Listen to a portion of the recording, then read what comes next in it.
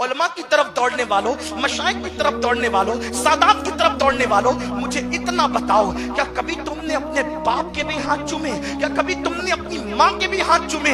तेरे पीर के पास तो हाथ चूमने वालों की कतार लगी है, उसके पास तू जाए न जाए वहां कोई कमी नहीं, लेकिन तेरे बाप के लिए तेरे सिवा कोई नहीं है, तेरी माँ के पास तेरे सिवा कोई नहीं है। माँ बापों को लात मारकर, माँ बापों को तरसा कर, माँ बापों को तड़पा कर तुम खुदा को कभी राजी नहीं कर सकते। इसलिए मेरी कौम के जवानों, अगर चाहते हो कि शबे बारात में अल्लाह तुम्हारी बेहिसाब मगफिरत करे, तो पहले अपनी माँ के कदमों को पकड़ो, पहले अपने बाप के कदमों को पकड़ो, और सुन लो, दुआओं के चक्कर में कभी इसका दर, कभी उसका दर, कभी उसका दर, किसी की दुआ में गारंटी नहीं है। मेरी ये जुमले कभी कभी कमर्शियल लोगों को तल्ख लगते हैं, लोग मुझसे इस पे लड़ते भी हैं, तू कौम को बेअदब बना के छोड़ेगा। मैंने कहा मैं कभी बेअदब नहीं बनाता। क्यों? इसलिए कि कौम तुम्हारी भी बावफा नहीं हो सकती जब तक ये माँ बाप की वफादार ना। जो माँ बाप से वफा न करे वो पीर से वफा करेगा। अगर पीरान निजाम की सोच ये बनी है कि माँ बाप का बेवफा मेरा वफादार होगा, तो मैं कहता हूं ये गलत है। और कोई पढ़ा लिखा पीर ये कहता भी नहीं, हमारा सुन्नी पीर, चंद जाहिल जो घुस गए इस सफ में उनकी बात कर रहा हूं। आप जानते हैं, एक शख्स के बारे में मैंने अपने उस्ताद से सुना, वो कह रहे थे, उसने गाड़ी पे लिखा था पीर का करम। पूछो पीर का करम, खैरियत पीर का करम।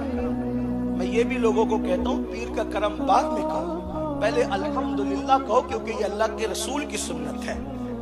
ये मैं इतना जरूर आपको कहूंगा। हाँ, चंद दिनों के बाद किसी ने पूछा खैरियत, तो कहा अल्लाह का करम। कहा क्यों भाई आज जुमला बदल गया? तो कहा पीर साहब को घर बुलाया था, फातिहा के लिए नहीं आए, मैंने बैत तोड़ दी। ये कौम का हाल है, ये कौम का हाल है। मैं कह रहा हूं, मेरी बात बुरा मत मानना, हमें अपनी कौम को वो बातें सिखानी होगी जो मदीने के ताजदार ने अपने असहाब को सिखाई थी। हमें तो वही बात करनी है। याद रखिए, किसी को बुरा लगता है लगे, हो सकता यही होगा, ज्यादा से ज्यादा आइंदा इमदादवाद वाले नहीं बुलाएंगे। लेकिन अल्लाह को गवाह बना के कहता हूँ, न मुझे तकरीर का शौक, न अहमदाबाद आने का शौक, मुझे कभी भी शौक नहीं। लेकिन अगर ये बात हक है और हक है, तो पहले आपकी जबान से अल्हम्दुलिल्लाह निकलना चाहिए। क्यों? क्योंकि तुम्हारे बाप आदम ने जो सबसे पहला जुमला कहा था, वो यही कहा था, अल्हम्दुलिल्लाह। याद रखना, पहले अल्हम्दुलिल्लाह, फिर पीर का करम, फिर किसी बुजुर्ग का करम। क्यों? इसलिए कि सबका करम खुदा के करम का मोहताज है। हाँ, इतना याद रखना।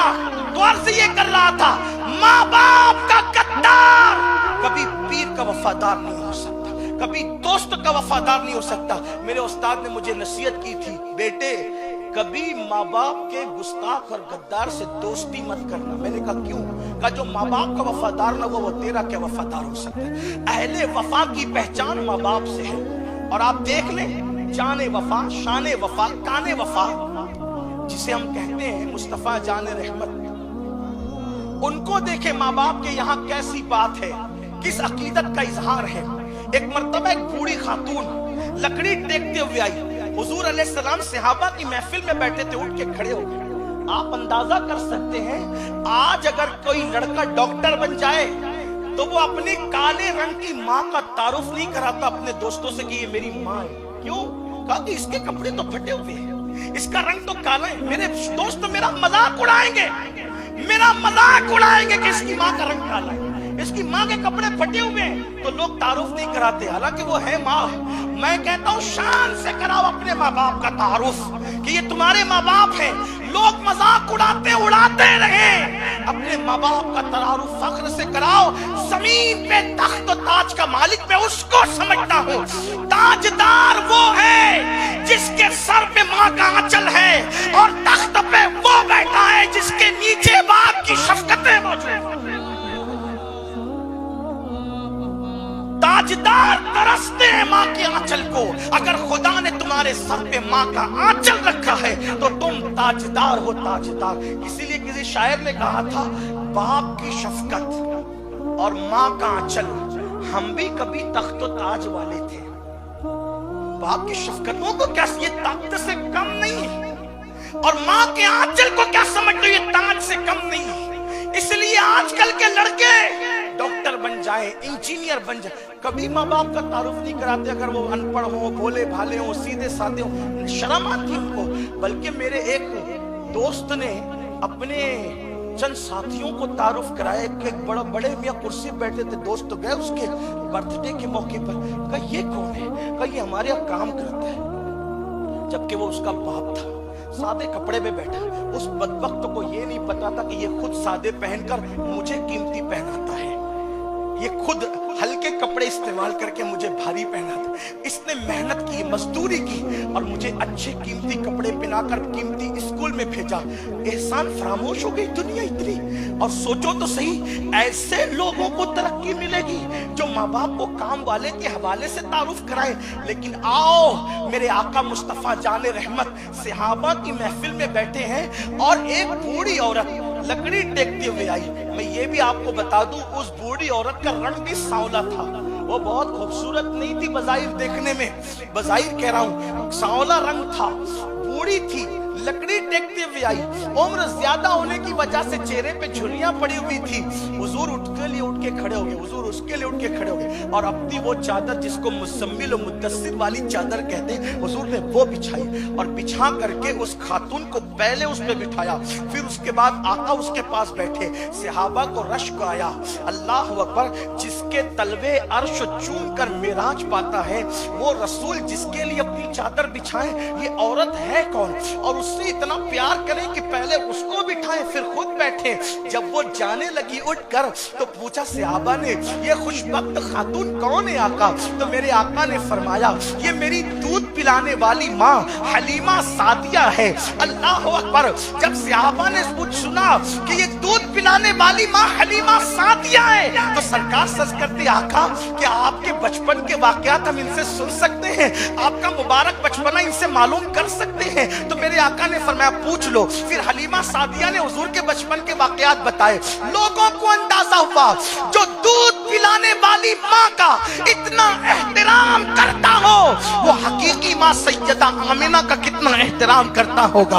अल्लाह अकबर। फिर उसके बाद दूसरी तरफ आए इमाम हसन मुज्तबा। इमाम हसन एक मर्तबा सैयदा तैयबा ताहिरा खातून जन्नत मखदूमा कायनात मलका फिरदौस बरी सैयदा फातिमा का जिक्र करते हुए कहते हैं कि मेरी माँ का जब विसाल हुआ तो मेरी उम्र सिर्फ 7-8 साल की थी। उस उम्र में भी मैं अपनी अम्मी के साथ एक बर्तन में बैठकर मैंने कभी खाना नहीं खाया। इमाम हसन कह रहे, मेरी माँ सैयदा फातिमा के साथ एक बर्तन में बैठकर मैंने कभी खाना नहीं खाया। किसी ने पूछा, हसन तुम्हारी माँ सैयदा फातिमा मखदूमा कायनात इतनी अजीम हस्ती तुम्हारी अम्मी जान है, आप उनके साथ बैठ करके खाना एक बर्तन में क्यों नहीं खाया आपने? तो उस वक्त इमाम हसन ने कहा, मुझे डर लगता था कि कहीं माँ की बेअदबी ना हो जाए। कहा, हसन साथ में खाने में बेअदबी कैसी और किस तरह की बेअदबी? तो इमाम हसन कहते हैं, मुझे ऐसा लगता था कि किसी लुक़मे पर, तवज्जो करो, एहसास देखो, अल्लाह वालों का एहसास देखो, नौजवानाने जन्नत का सरदार जिनको बनाया गया उनकी फिक्र देखो। इमाम हसन कहते हैं कि मैं डरता था कि किसी लुक़मे पर मेरी माँ सैयदा फातिमा की नजर पड़ेगी और माँ फातिमा सोचेगी कि ये लुक़मा मैंने उठाना और मुझे उसकी खबर नहीं मिल पाएगी, मुझे उसकी इत्तला नहीं हो पाएगी। तो उस वक्त कहीं गलती से वो लुक़मा मैं उठा करके जो है वो अपने मुंह में न डाल लूं तो मेरी माँ की बेअदबी न हो जाए। हालांकि वो गलती अपने लिए कह रहे हैं लेकिन हम उसको गलती का क्या रंग दे? वहां तो गलती करीब से गुजर कर भी नहीं जा सकती, वहां तो खता करीब से गुजर कर भी नहीं जा सकती, वहां तो लग़्ज़िशें करीब से गुजर कर भी नहीं जा सकती। लेकिन इमाम हसन आजिज़ी करते हुए बता रहे हैं कि मुझे माँ के नजर करदा लुक़मे की खबर न हो कि माँ इसको उठाना चाहती है और मैं उसको भूल से उठा लूं तो माँ की बेअदबी न हो ہو جائے. اس تصور کی وجہ سے میں نے کبھی ماں کے برتن میں کھانا نہیں کھایا. میرے آقا صلی اللہ علیہ وآلہ وسلم کے دیوانوں، آج بتاؤ آج لوگ کیا کرتے ہیں؟ اللہ اکبر، گھر بنائیں گے تو ایک کمرہ چھوٹا سا ماں باپ کے لیے نکال دیں گے کہ بوڑھا بوڑھی اسی کے اندر دروازے کے اندر بند ہو کر کے پڑے رہیں گے. کیوں؟ میرے بچوں کو ڈسٹرب نہ ہو، میری بیوی کو جو ہے وہ خلل نہ ہو. آپ سے پوچھنا چاہتا ہوں، کیا ہمارے ساتھ بھی ہمارے ماں باپ نے یہی سلوک کیا تھا؟ نہیں. آج ماں باپ کی ناقدری ہو رہی ہے، اور ناقدری کی بنیاد پہ یاد رکھنا، دنیا میں کوئی کسی کتنی بھی عبادت کر لے، کتنی بھی ریاضت کر لے، کتنا بھی متقی ہو جائے، ماں باپ ناراض ہے تو خدا اس کی عبادت کو اس کے منہ پہ مار دے گا. اللہ اس کی عبادت کو قبول نہیں کرے گا. امام اہل سنت سیدی اعلیٰ حضرت امام احمد رضا خان محدث بریلوی ماں باپ کا حقوق بتاتے ہوئے بتاتے ہیں کہ ماں باپ کا ادب کیا ہے. میں سمجھتا ہوں کہ معذرت کے ساتھ شاید ہم میں سے کوئی اس پر عمل نہیں کرتا. ہم لوگ اپنے بزرگوں کی عظمت کے نعرے بہت لگاتے ہیں، لیکن صرف نعرے. میں لوگوں سے کہتا ہوں نعرے لگاتے رہے، کردار تو کبھی اختیار کیا نہیں ہے نا. آپ سے کہتا ہوں نعرے میں آج بھی اثر ہے. توجہ کرنا، نعرے میں جو کردار کے ساتھ لگے، جو دل کی گہرائی سے لگے. جلسوں کے نعرے تو رسم بن گئے، ایک دوسرے کو اٹھانے اور بیدار کرنے کا سبب بن گئے، خطبہ کے استقبال کا ذریعہ بن گئے. جبکہ یہ نعرے وہ تھے جو باطل کے قلوب و اذہان میں لرزہ پیدا کر دیتے تھے. آج بھی نعرے میں تاثیر ہے. اگر آپ سوچتے ہیں کہ نعرے میں تاثیر نہیں تو میں ایک بات کہتا ہوں. ایک گمنام لڑکی کرناٹک کی ایک مرتبہ نہیں 3 مرتبہ صرف ہاتھ اٹھا کر کردار کی پاکیزگی کے ساتھ اللہ اکبر اللہ اکبر اللہ اکبر کہتی ہے تو گمنام سی لڑکی کے پوری دنیا میں ڈنکے بجنے لگتے ہیں. آج بھی اللہ بتا رہا ہے کہ میرے نام میں وہی تاثیر ہے جو خالد بن ولید کے دور میں تھی، میرے نام میں وہی تاثیر ہے جو طارق بن زیاد کے دور میں تھی، میرے نام میں وہی تاثیر ہے جو قرون اولیٰ میں تھی. ہاں وہی تاثیر کہ دی اذانیں کبھی یورپ کے کلیساؤں میں اور افریقہ کے تپتے ہوئے صحراؤں میں. دشت تو دشت ہے، دریا بنا چھوڑے ہم نے، بحر ظلمات میں دوڑا دیے کھوڑے ہم نے. آج بھی نعرے میں تاثیر ہے. کب؟ کردار کے ساتھ. ایک لڑکی گمنام میں کردار کے ساتھ نعرہ لگایا، پوری دنیا میں ڈنکے بجے. علماء محراب میں اس کا ذکر کرنے لگے، خطیب منبروں پہ اس کا تذکرہ کرنے لگے، اخبار کی بڑی سرخیوں کے اندر اس کا نام چھپنے لگا. یہ نعرے کی تاثیر ہے. لیکن کب؟ جب کردار کے ساتھ لگے. فجر کی نماز میں سوتے پڑے رہو اور اس کے بعد نعرہ لگاؤ، داڑیاں مڈا کر گٹروں میں پھینکتے رہو، اس کے بعد نعرہ لگاؤ اللہ اکبر. بیٹیاں بے پردہ گھومیں، اس کے بعد نعرہ لگے. سر پہ ٹوپیاں بوجھ لگے، اس کے بعد نعرہ لگے. گھروں کے اندر گانے اور غزلیں بجے، اس کے بعد نعرہ لگے. نعت مصطفیٰ سے تھکن محسوس ہو اور گانوں سے دلچسپی اور لذت آئے، اس کے بعد نعرہ لگے. یاد رکھنا ایسے نعرے بھی شاید منہ پر پھینک مارے جائیں گے. کردار سے دوری اور نعروں سے قربت، یہ جذباتی نعرے کسی قوم کو نہ عزت دلاتے ہیں نہ کبھی دلا سکیں گے جب تک کردار کی طرف نہیں آئیں گے. تو میرے آقا علیہ السلام کے دیوانوں، میری قوم کے جوانوں سن لو، اللہ کے رسول فرماتے ہیں کہ ماں باپ کی نافرمانی کرنا، ماں باپ کی نافرمانی گناہ